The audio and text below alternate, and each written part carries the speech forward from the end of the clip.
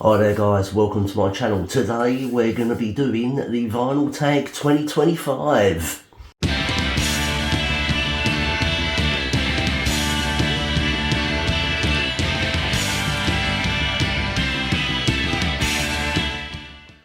Hi there guys, welcome to my channel.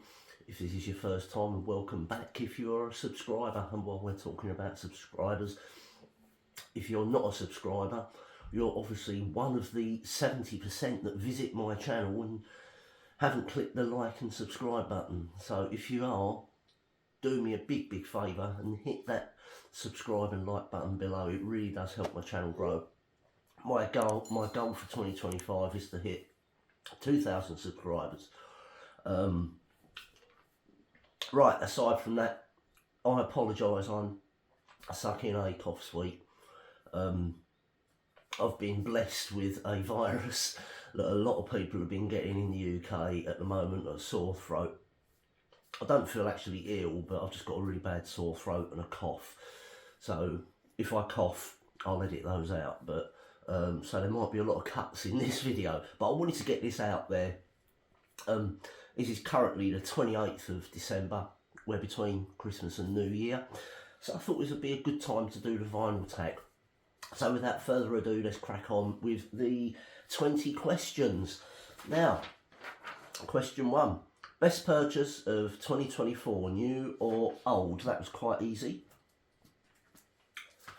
The Spirit of Eden by Talk Talk.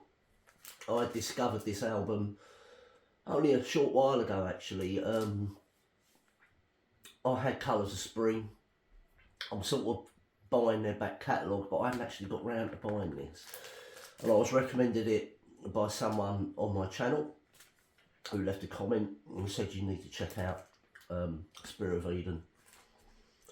This album is not commercial in the slightest. It is very much a piece where it's experimental. There's jazz influences, pop influences, there's lots of textures going on this album. The bass on this goes through the floor, well, it does on my system anyway. But yeah, Spirit of Eden, Talk Talk, highly recommend it. If you haven't heard it, do yourself a favour and get it. This is the version with, you get a free DVD with it, which has got a direct transfer of the master tapes onto the DVD.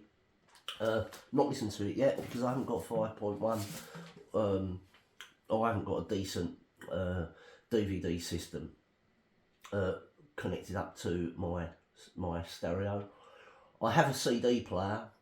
Maybe I'll get a DVD player to plug into my system. I'll get rid of the CD player and buy a DVD player, because that way at least I can play the audio of DVDs through my system. I could do that. Right, next, number 2. So, 50 years later, best album from 1974. Well, in my collection, I haven't got many from 1974, but I sort of got it down to 3, and it's The Lamb Lies Down Broadway by Genesis, Hall of the Mountain Grill by Hawkwind, or A Nice Pair by Pink Floyd.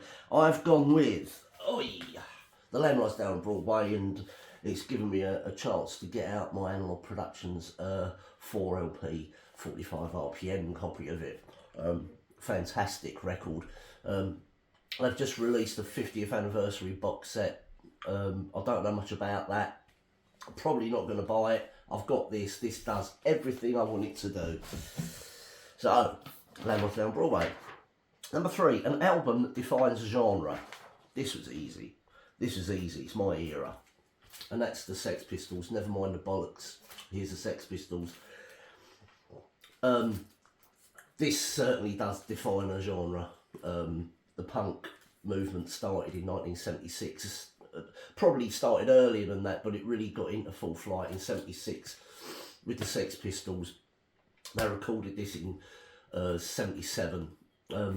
This is pretty much, apart from Anarchy in the UK, I think the rest of the album is pretty much just Paul Cook and Steve Jones. Steve Jones done all the guitars and bass guitars on this album, all the overdubs, the lot. Now let's just get your head around that. Steve Jones was a 19-year-old thief, a punk who stole stuff. He was not educated well, but he went in to a studio and recorded the guitar parts for one of the most defining LPs in rock history. The man really stepped up to the plate, and he must have been disciplined, even at 19-year-old, to go in there and produce the guitars that are on this. If you've seen the Classic Album documentary where they talk about this, the amount of guitar overdubs on this is like there's 4 or 5 overdubs on each track. So for Steve to like really think about the sound and how he's going to do this, using different amplifiers. He used a Mesa Boogie amplifier, he used his Fender Twin, he used a multitude of other amps to get different tones on this album. So it's a mixture. That's why it's got such a huge guitar sound on it. There's more than one guitar. There's about 4 or 5 overdubs on each track. But what an album! You know, you can't really fathom how good that album is. Right, number 4, best band from your home country. I'm from the UK. The Beatles, no question. The Beatles rewrote the history books on music. An artist you miss dearly. That's easy. John Lennon. My favourite album, or one of my favourite albums of all time, is John Lennon Plastic Ono Band. I still to this day think that is his best album he ever did. Absolutely brilliant. Right, best live album in your collection. I haven't got many. I'll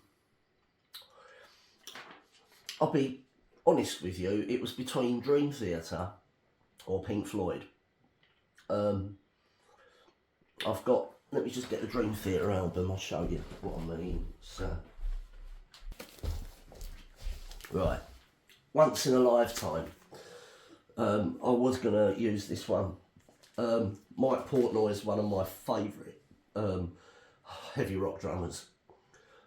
He's just on tour with Dream Theater, he's rejoined Dream Theater. This is a great album. But my favourite live album is actually Dark Side of the Moon live at Wembley. I love the stripped back nature of this album. It's totally different to the studio album. There's no slide guitar on Breathe. It's quite stripped back. It's just the 4 of them and a sax player and a couple of backing singers. But I really love that album, Dark Side of the Moon live at Wembley. Next. Oh, your partner has dumped you. What album are you putting on? Simple. I love me a bit of Norah Jones, and it would be Come Away With Me. I can put this on and chill out to this album. It's unobtrusive, it's inoffensive. She's got a beautiful voice, and I find it very, very therapeutic to listen to. So yeah, Norah Jones, Come Away With Me. Next.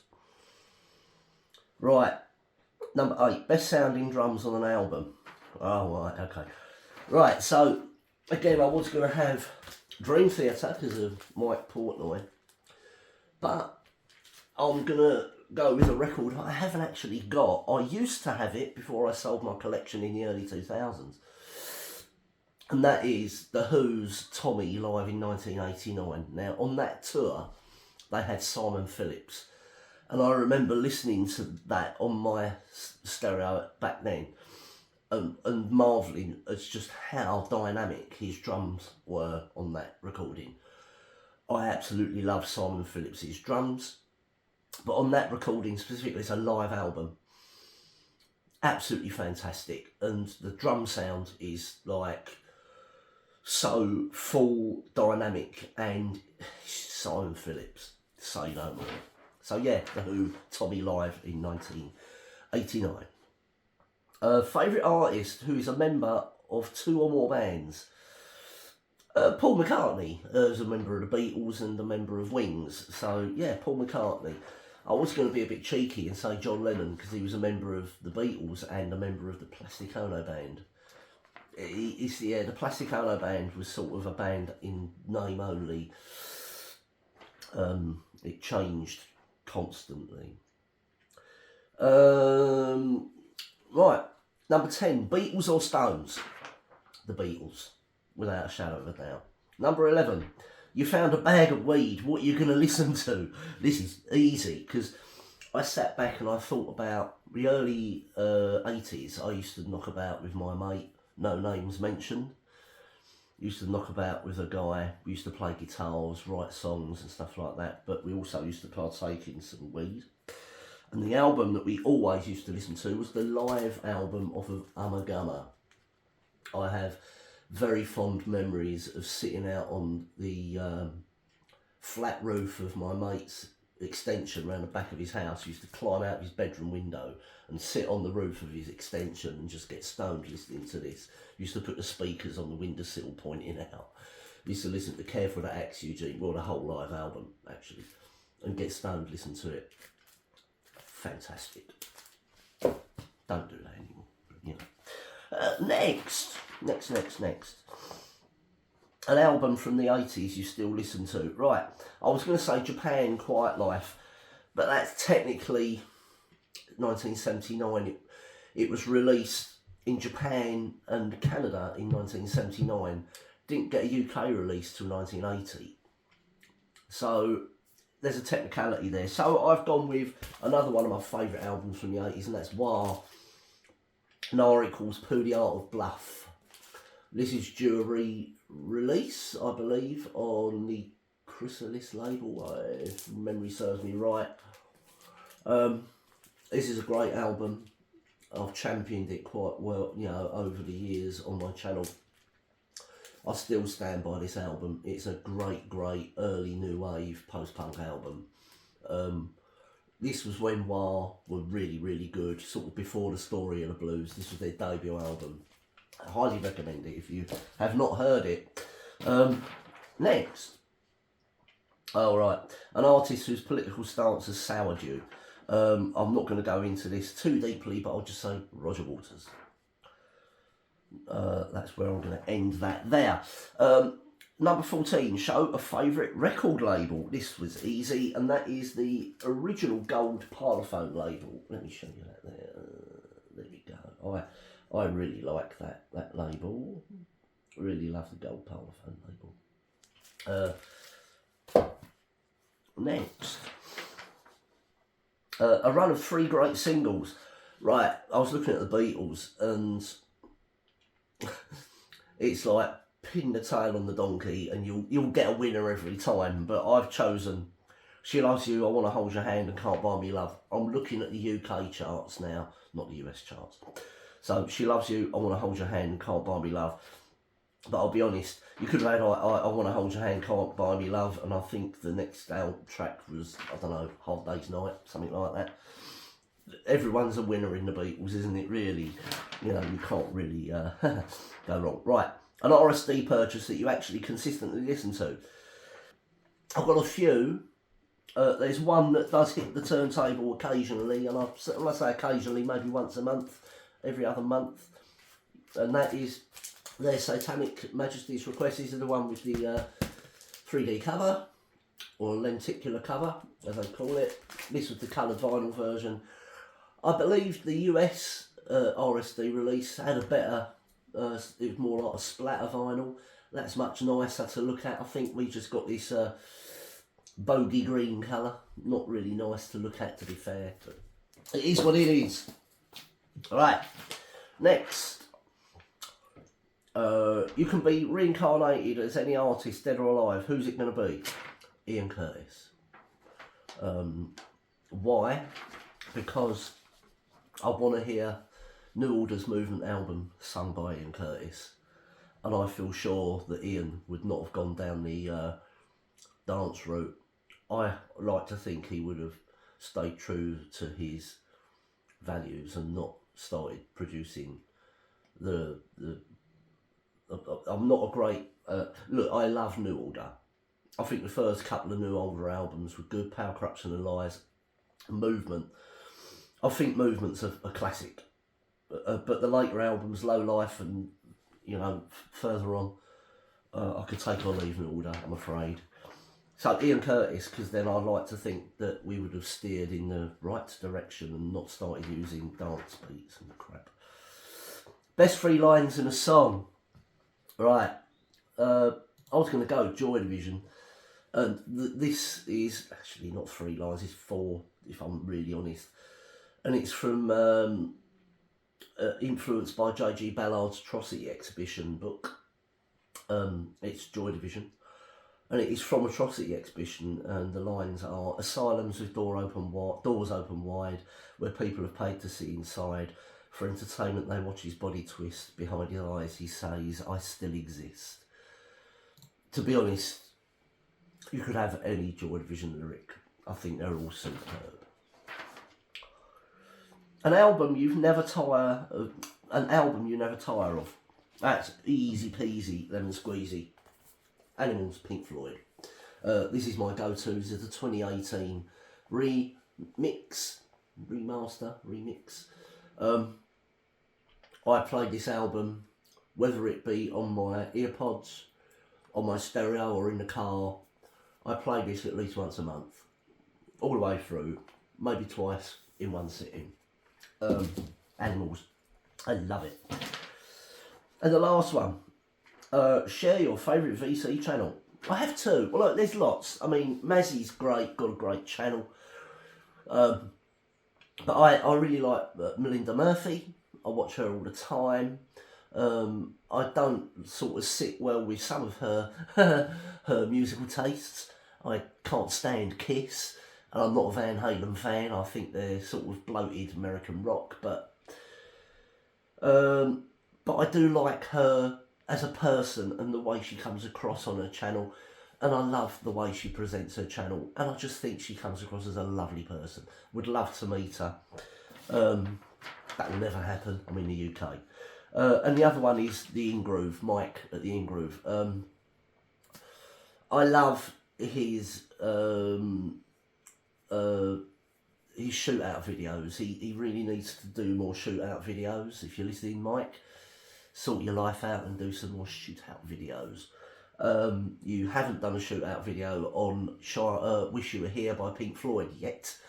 And I know that you really rate the Japanese Master Sound half-speed master from 1980, I think it is, of Wish You Were Here. I also have a copy of that. It is very, very good, but I'm interested to know if there's any other copies that have trumped that one. So it's about time you did Wish You Were Here. And that is that. That is my vinyl tag for 2025. Hope you had a good Christmas. Hope you're going to have a great new year. Here's to next year, and I'll see you in the next video. Cheers. Bye-bye.